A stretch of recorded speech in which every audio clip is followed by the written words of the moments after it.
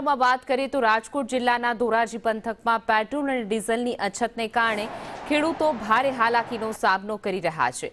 ખેતી માટે જરૂરી ઈંધણ મેળવવા ખેડૂતોને કલાકો સુધી લાંબી લાઈનોમાં ઊભા રહેવું પડી રહ્યું છે, છતાં જરૂરિયાત મુજબ ડીઝલ મળતું નથી તેવી ફરિયાદો સામે આવી રહી છે। વહેલી સવારથી જ પેટ્રોલ પંપ પર ટ્રેક્ટર, ટેમ્પો અને અન્ય વાહનોની લાંબી કતારો જોવા મળી રહી છે।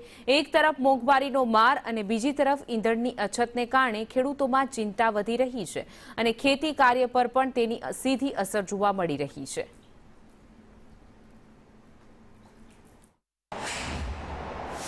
लाइन में उभा रही 3-4 कलाक डीजल लेवा वारो आवतो नहीं, वारो आवे એટલે 500 નું દે, એનું શું કરવું?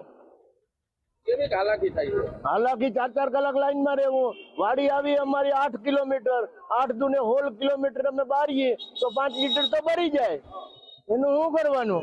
એટલે અમને કઈ કેનમાં દે એવી વ્યવસ્થા કરો, ટ્રેક્ટર ના ધક્કા રહેવા દો।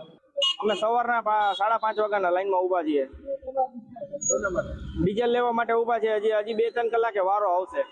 લાઈન એવડી લાંબી છે, કેન લઈને આવીએ તો કેન ભરવા નથી દેતા, કારણ કે અડધું ખેતર મૂકીને આવ્યા છે હાંકતા 24 કલાકમાં 36 લીટર ડીઝલ જોઈએ અમે, 36 થી 40 લીટર, 10 લીટર આપે અમારે 5 લીટર તો આવા જવામાં આવી જાય ડીઝલ લાઈનમાં અને એમાં।